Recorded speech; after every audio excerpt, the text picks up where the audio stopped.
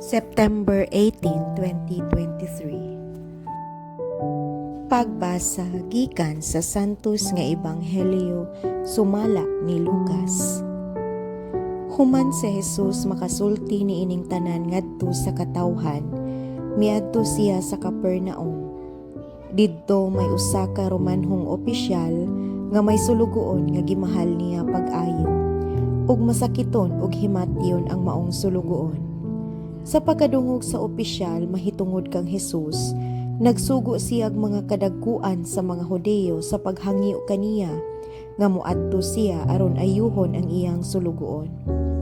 Unya miadto sila kang Jesus ug nagpakiluoy pag-ayo kaniya nga nag-ingon, "Kining tawhana angay gayud nga imong tabangan."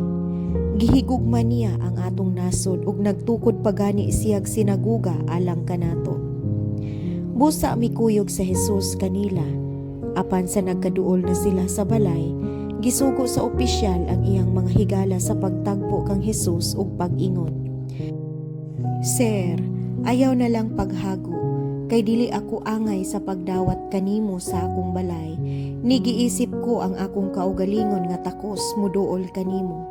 Isulti lamang nga mamaayo ang akong sulugoon ug mamaayo siya." Ako usab ubos sa gahom sa labawng mga opisyal ug aduna ako'y mga sundalo nga ubos sa akong pagmando. Kung suguon ko ang usa ka sundalo sa pag-adto didto, muadto siya. Kung suguon ko ang laing sundalo sa pagduol kanako, muduol siya.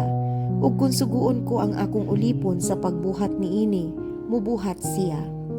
Nahibulong si Jesus sa iyang pagkadungog niini, unya miatubang siya ug miingon sa mga tawo nga mikuyog kaniya, "Wala pagayud ako makakaplag og pagtuo nga sama niini bisan gani ang Israel."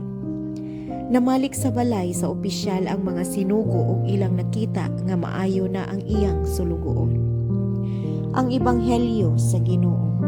Daygon ko ikaw, O Kristo.